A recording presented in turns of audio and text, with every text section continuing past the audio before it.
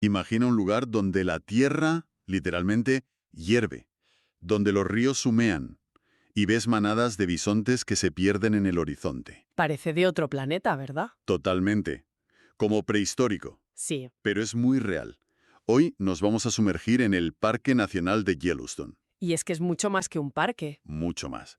Es el primero del mundo, un experimento de conservación audaz y, bueno, debajo de todo eso, un gigante geológico que está, digamos, dormido. Efectivamente. Y para este análisis nos basamos en un artículo muy exhaustivo que detalla toda su historia, su geología, la fauna y por qué es tan importante a nivel global. Vale. La idea es ir más allá de la postal, ¿no?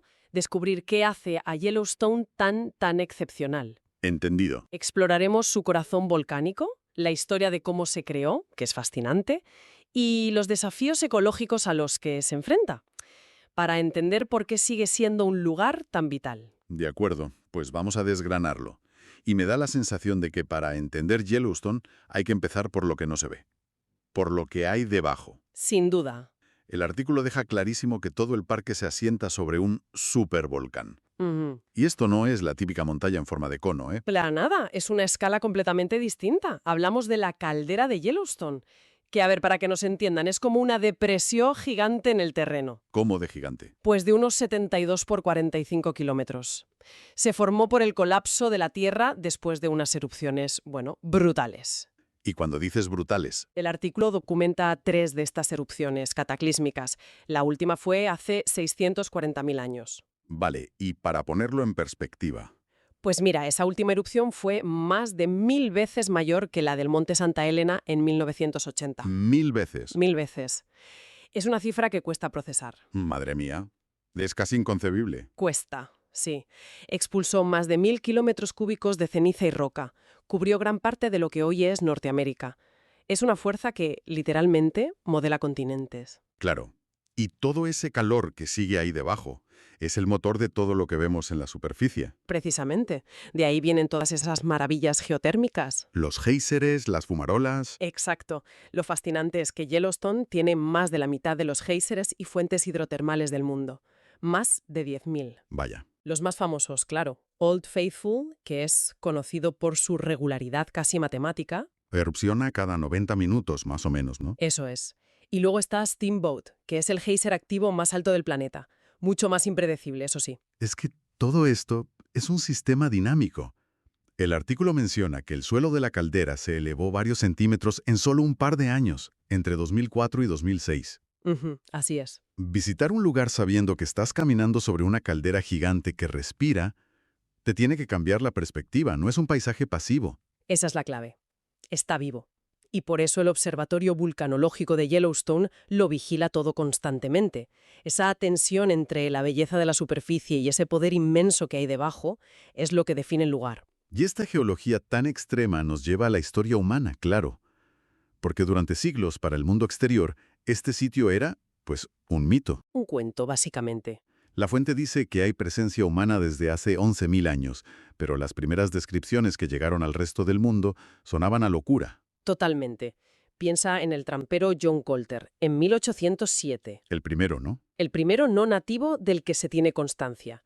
Describe un lugar de fuego y azufre. Y la gente, pues, sencillamente no le cree. Lo llamaron el infierno de Colter. Como si fuera un delirio. Exacto. Durante décadas se pensó que eran exageraciones. Hasta que llega la expedición de Ferdinand Hayden en 1871. Y aquí todo cambia, Punto de inflexión total. porque ya no son solo relatos, trae pruebas visuales. Las fotografías de William Henry Jackson y sobre todo las pinturas de Thomas Moran. Esas imágenes fueron cruciales. De repente, el infierno de Colter se convierte en un paisaje sublime, casi de otro mundo. Y esas imágenes llegan al Congreso. Y convencen a los políticos de que ese lugar es demasiado especial para venderlo o para explotarlo. Así que el 1 de marzo de 1872, el presidente Ulysses S. Grant firma el acta de creación. El primer parque nacional del mundo. El primero, concebido como un parque público para el beneficio y disfrute del pueblo. Una idea muy bonita, muy revolucionaria, pero que choca con la realidad. Los primeros años fueron un desastre absoluto. Un caos. Había una oposición local tremenda de empresarios que querían los recursos. Minería, madera, caza. Y el primer superintendente no tenía ni sueldo, ni personal, ni medios. Nada. El vandalismo era rampante. La gente rompía los geiseres para llevarse recuerdos. ¿Y la caza furtiva? El dato es aterrador. Unos 3.000 bisontes cazados solo en el invierno de 1874-75. Se lo estaban cargando. El parque existía en el papel, pero en la práctica Entonces, ¿la solución? tuvo que ser drástica. Lo fue. En 1886, el gobierno federal envió al ejército. Al ejército. Sí. Se establecieron en Fort Yellowstone y gestionaron el parque durante 30 años. Impusieron la ley, persiguieron a los furtivos y sentaron las bases de lo que luego sería el Servicio de Parques Nacionales. ¡Qué paradoja! Para salvar ese paraíso natural, tuvieron que militarizarlo. Así es. Pero claro, esta historia de conservación tiene también un lado bastante más oscuro. Ujú. La creación del parque, con ese lema de «para el disfrute del pueblo», pues no incluyó a todos los pueblos. No, en absoluto. Es el gran asterisco en la historia de Yellowstone. Su creación supuso la expulsión de las tribus nativas americanas que habían usado esas tierras durante milenios. Tribus como los Sheep-Eaters. Los Come-Ovejas, una banda de los Shoshone, eran los únicos residentes permanentes y fueron expulsados. La idea de una naturaleza virgen se construyó, en parte, borrando su presencia humana. Y toda esta historia de gestión nos lleva a los desafíos de hoy. Porque gestionar Yellowstone es gestionar uno de los ecosistemas más salvajes que quedan. Sin duda, es como un viaje en el tiempo. Tienes osos grizzly, osos negros, pumas, lobos y, por supuesto, los bisontes y los alces. El bisonte de Yellowstone es un símbolo. Totalmente. Es la manada pública más antigua y grande de Estados Unidos y, muy importante, una de las pocas genéticamente puras, sin cruces con ganado. Pero su historia es un ejemplo perfecto de los conflictos del parque. El artículo habla de la controversia de la brucelosis. Espera, ¿el parque sacrifica a los animales que se supone que protege? Suena contradictorio, ¿verdad? Pues sí, choca muchísimo. Y es un dilema de gestión casi irresoluble. A ver, la brucelosis es una enfermedad que llegó con el ganado europeo. A los bisontes apenas les afecta, pero los ganaderos de las zonas de alrededor tienen pánico a que sus vacas se contagien. Si los bisontes salen del parque en invierno buscando comida. Exacto. Y la solución es sacrificarlos. Ha sido una de las medidas, sí. Para cumplir con las regulaciones y, bueno, para apaciguar a la industria ganadera, el parque ha tenido que participar en la matanza de miles de bisontes. El invierno del 96-97 fue terrible, más de 1000. Uf. Es un choque frontal entre la conservación y los intereses económicos. No hay una solución fácil. Hablando de dilemas, la historia de los lobos es quizá el capítulo más fascinante de la gestión moderna de Yellowstone. Fueron eliminados por completo. Sí, para 1926 ya no quedaba ni uno. Y los exterminaron los propios cazadores del servicio de parques. Así es. En esa época se les consideraba alimañas, animales dañinos. ¿Y su ausencia? Provocó un desequilibrio total. El coyote se convirtió en el depredador principal, pero no puede cazar presas grandes como los alces. Así que la población de alces se disparó. Y arrasaban con la vegetación. Arrasaban, pastaban sin miedo por todas partes, especialmente en los valles, y el ecosistema estaba cojo. Y entonces llega la decisión, imagino que muy controvertida, de reintroducirlos en los 90. Una batalla política y cultural enorme, pero ecológicamente el resultado ha sido asombroso. Hoy la población es estable, unos 100 lobos. Pero lo increíble es el impacto que ha tenido su regreso, el fenómeno que llaman cascada trófica. A ver, explícame esto bien.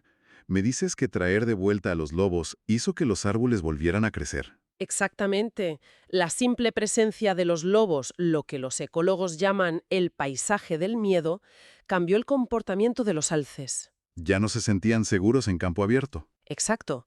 Empezaron a evitar los valles de los ríos. Al dejar de pastar ahí de forma intensiva, la vegetación se recuperó. Álamos, sauces, que antes eran devorados, volvieron a crecer. Y con los árboles volvieron otras especies. Precisamente. Al recuperarse los sauces, volvieron los castores. Que son ingenieros de ecosistemas. Construyen presas. Y crean humedales, pequeños estanques, Y esos nuevos hábitats atrajeron a anfibios, peces, patos. Es increíble. La reintroducción de un solo depredador ha transformado la biodiversidad e incluso la geografía de valles enteros. Es una lección poderosísima. Es asombroso, sí. Y hablando de fuerzas transformadoras, tenemos que hablar del fuego. Durante décadas, la política era fuego igual a enemigo, supresión total. Lo cual, ahora sabemos, fue un error ecológico gravísimo. ¿Por qué? Porque al apagar todos los fuegos se acumuló muchísima madera muerta y maleza. El bosque se volvió antinaturalmente denso, lleno de combustible. Preparando el terreno para un incendio mucho peor. Justo. Porque el fuego no es solo un destructor, es una parte necesaria del ciclo de vida de este ecosistema. Hay especies que dependen de él. Como el pino con torta. El mejor ejemplo.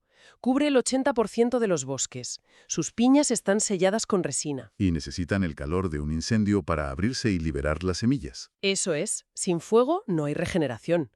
Por eso en los años 70 la política cambió. Y entonces llegó el verano de 1988, la prueba de fuego, nunca mejor dicho. Uf, 1988. Un año extremadamente seco. Los incendios fueron masivos. La cobertura mediática en ese momento fue apocalíptica. Parecía el fin de Yellowstone. Las imágenes eran dantescas. El 36% del parque afectado, más de 3.200 kilómetros cuadrados. Hubo un día, el Sábado Negro, en que se quemaron más de 600 kilómetros cuadrados en 24 horas. Una locura. La percepción fue de catástrofe total. Pero, visto con perspectiva, lo fue. Porque la reacción instintiva es pensar que es una destrucción irreparable. Esa es la gran lección. Ecológicamente no fue la catástrofe que parecía. Los incendios mataron a muy pocos animales. Ah, ¿no? No. Por ejemplo, de una población de 40 o 50.000 alces, murieron unos 345. Los animales saben cómo evitar el fuego. Entonces, el resultado final fue una renovación. Una renovación a gran escala. Esos incendios, aunque visualmente terroríficos, fueron un catalizador. Abrieron el bosque, la luz llegó al suelo. Y provocó una explosión de vida. Flores silvestres, nuevos árboles. Fue un evento de reinicio, no de destrucción, y cambió para siempre cómo entendemos la gestión de incendios en todo el mundo.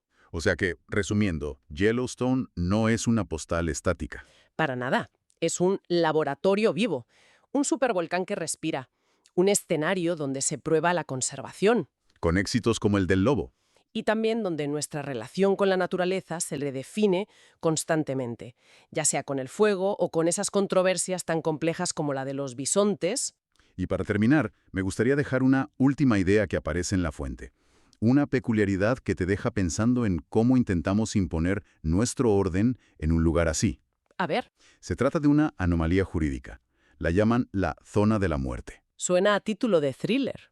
¿Qué es? Pues es una pequeña porción del parque, de unos 130 kilómetros cuadrados, que geográficamente está en el estado de Idaho, ¿Vale? pero la clave es que está completamente deshabitada. Y aquí entra la Constitución de Estados Unidos, que dice que el jurado de un juicio penal debe venir del estado y del distrito donde se cometió el crimen. Espera un momento. Si nadie vive en esa parte de Idaho del parque, ¿quieres decir que no se puede formar un jurado? Esa es la teoría que sostienen algunos juristas. Sería constitucionalmente imposible, lo que lleva a la hipótesis del crimen perfecto. Me estás diciendo que, en teoría, ¿alguien podría cometer un crimen ahí y quedar legalmente impune? En teoría sí. Es alucinante. Vaya. Obviamente nunca se ha puesto a prueba. Pero más allá de la anécdota, que es fascinante, plantea una pregunta mucho más profunda. Sobre cómo nuestras leyes humanas, con sus fronteras artificiales, Exacto. ¿Cómo se aplican a un territorio tan vasto e indómito? Es un recordatorio de que, por mucho que tracemos líneas en un mapa, hay lugares cuyo poder desafía nuestros intentos de controlarlo todo. Y esas son las consecuencias imprevistas que surgen cuando la lógica humana se topa con un paisaje tan poderoso.